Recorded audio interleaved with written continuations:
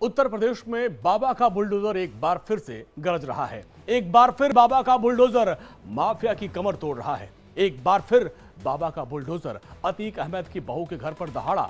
देखते ही देखते बाबा के बुलडोजर ने अतीक अहमद की बहू के घर को जमींदोज कर दिया। अब आप सोच रहे होंगे कि आखिर कौन है अतीक अहमद की बहू जिसके घर पर बुलडोजर एक्शन हुआ और इस एक्शन की वजह क्या है। इन सवालों का जवाब आप इस रिपोर्ट में देखिए।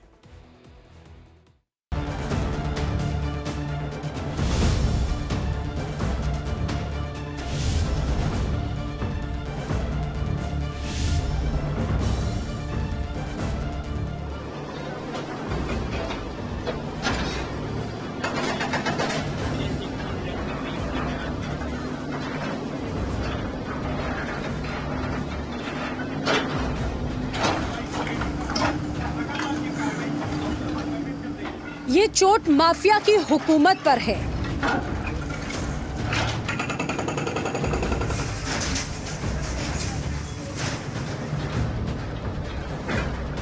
ये प्रहार माफिया के आतंक पर है।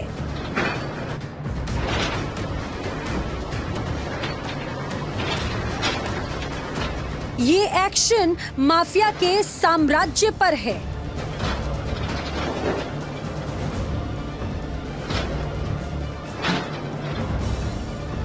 उत्तर प्रदेश के मुख्यमंत्री योगी आदित्यनाथ ने एक बार फिर बता दिया, दिखा दिया, एक बार फिर जता दिया कि यूपी में अगर किसी का राज चलेगा तो सिर्फ और सिर्फ कानून का।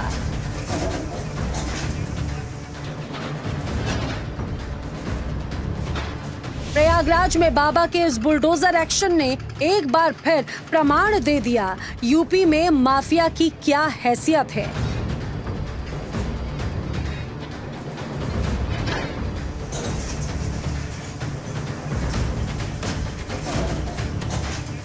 जिस मकान को कभी कोई घूर कर देखने की हिम्मत नहीं करता था, आज वो जमींदोज है, मिट्टी में मिल गया है।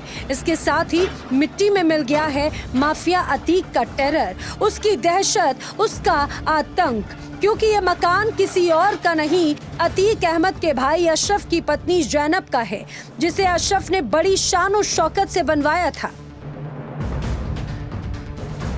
उमेश पाल हत्याकांड में अशरफ की पत्नी जैनब फरार चल रही है। पुलिस ने उस पर 25,000 का इनाम भी रखा है। जैनब तो अब तक पुलिस के हाथ नहीं लगी, लेकिन इस बीच उसका ये मकान जरूर ढहा दिया गया, जिसकी कीमत 5 करोड़ रुपए बताई जा रही है।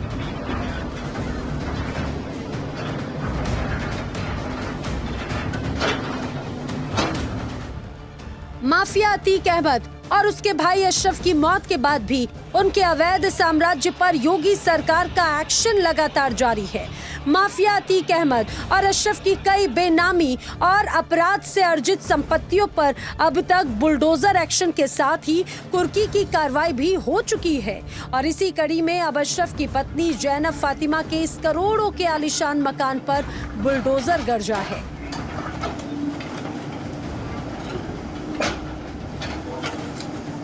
अब आप सोच रहे होंगे कि जैनब के इस मकान पर ये एक्शन आखिर क्यों हुआ? क्या ये मकान अवैध था? तो इसका जवाब इंडिया डेली में हम आगे आपको देंगे, लेकिन पहले बाबा के बुलडोजर एक्शन की इस तस्वीर को देख लीजिए।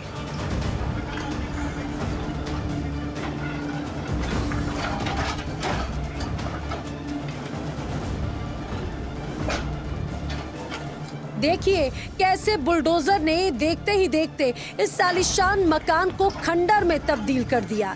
एक के बाद एक बुलडोजर के वार होते गए और मकान मलबे में तब्दील होते गए। पुलिस और प्रशासन की टीम सुबह 11:30 बजे सल्लाहपुर इलाके में बने जैनब के इस घर में पहुंची।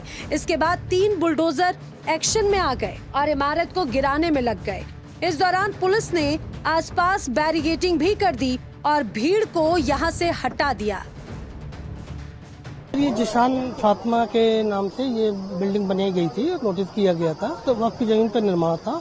हमने उत्तर प्रदेश नगर नियोजन विकास अधिनियम 1973 की धारा 27 के अंतर्गत इन्हें नोटिस दिया था और नोटिस में इन्होंने अपने वैधानिकता को और ओनरशिप को साबित नहीं कर पाए, तो इसलिए इस पर ध्वस्तीकरण आदेश था। अब आपको बताते हैं बाबा का बुलडोजर अशरफ की पत्नी जैनब के मकान पर आखिर क्यों गरजा। जैनब फातिमा का ये मकान पूरा मुफ्ती के अकबरपुर सलाहपुर में वक्फ बोर्ड की जमीन पर बना था। अनुमान है कि लगभग 7 बीघा जमीन पर अशरफ की पत्नी जैनब फातिमा, उसके भाई जैद और सद्दाम ने कब्जा कर रखा था। 50 करोड़ से अधिक कीमत की वक्फ बोर्ड की जमीन कब्जा करने को लेकर नवंबर 2023 में एफआईआर दर्ज कराई गई थी, जिसके बाद इस मकान को धूमनगंज थाना पुलिस ने 3 दिसंबर 2023 को गैंगस्टर एक्ट में मुनादी करवाकर कुर्क कर लिया था। जैनब के घर के साथ ही उसके भाई जैद मास्टर का घर बना हुआ था, जो अतीक अहमद के घर से करीब 3 किलोमीटर की दूरी पर था। वक्फ बोर्ड की जमीन पर बने इस अवैध मकान को गिराने से पहले ही प्रयागराज विकास प्राधिकरण ने अपनी जांच पड़ताल और कानूनी कार्रवाई पूरी कर ली थी। प्रयागराज विकास प्राधिकरण ने पहले ही मकान गिराने का नोटिस भी जारी कर दिया था। ये इलीगल पट्टा किया गया था पूर्व मुतवल्ली द्वारा, जो कि उन्होंने वक्फ से भी परमिशन सीख नहीं की और पीडीए के नॉर्म्स के खिलाफ भी है।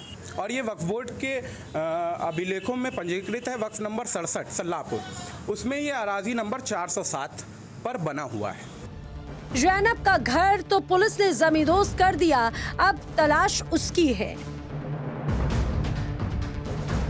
उमेश पाल की हत्या की साजिश रचने का आरोप अतीक की पत्नी शाइस्ता परवीन पर भी लगा था, जिसके बाद पुलिस ने शाइस्ता की तलाश शुरू कर दी, लेकिन वो फरार हो गई। इसके बाद पुलिस ने शाइस्ता पर इनाम का ऐलान कर दिया, लेकिन उसका कहीं कोई पता नहीं चल सका। यहाँ तक कि वो अपने पति और बेटे की मौत पर भी नजर नहीं आई। उमेश पाल की हत्या की साजिश में अतीक अहमद की बहन आयशा नूरी और अशरफ की पत्नी जैनब फातिमा भी आरोपी है। आयशा नूरी के घर का जो सीसीटीवी फुटेज बरामद हुआ था, उसमें गुड्डू मुस्लिम भी नजर आया था। गुड्डू मुस्लिम ने ही उमेश पाल के घर पर बमबाजी की थी, जिसका मकान भी पुलिस कुर्क कर चुकी है। हालांकि गुड्डू बमबाज भी अब तक पुलिस के हाथ नहीं लगा है।